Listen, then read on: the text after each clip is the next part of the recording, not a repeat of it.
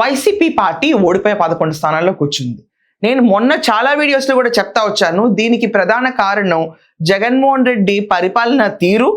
రాష్ట్రంలో గవర్నమెంటే కల్తీ మద్యాన్ని సరఫరా చేసి జనాల ప్రాణాన్ని ఎలా తీసిందో, కిక్ బ్యాక్ ముడుపుల యుద్ధం చేసి ఈరోజు రాజ్ కేసిరెడ్డి కూర్చుని రిమైండ్లో ఎన్ని నెలలు గడుపుతాడో ఎవరికి అర్థం కావట్లేదు.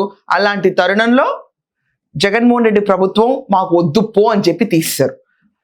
151 స్థానాల నుంచి 11 స్థానాలకు పడేశారు ఆంధ్రప్రదేశ్ జనాలు.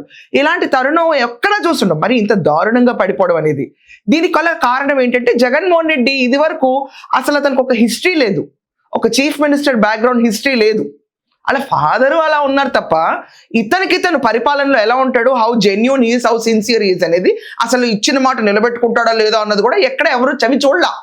అలాంటి తరుణంలో ఏదో ఒక యంగ్స్టర్ వచ్చి వాళ్ళ చెల్లిని పిచ్చిగా వాడేసుకుని పాపం రోడ్ల మీద తిప్పి వీడిని అసలు లాస్ట్కి ఇంట్లోంచి బయట దోసే పరిస్థితికి వచ్చిన వాళ్ళ చెల్లిని వాడుకొని ఇంతమంది లేడీస్ వచ్చి అడుగుతారు కదా కుటుంబంలో వచ్చి, ఇంకేదో బాగా చేస్తారు కదా అని చెప్పిస్తే రాష్ట్రం మొత్తం హుష్ ఫటాక్ అయిపోయింది. ఆ హుష్ ఫటాక్ పొజిషన్ నుంచి తీసుకొచ్చి మళ్ళీ ఇప్పుడు నిలబెట్టుకోవడానికి ప్రయత్నిస్తున్నాం, నిలబడ్డానికి.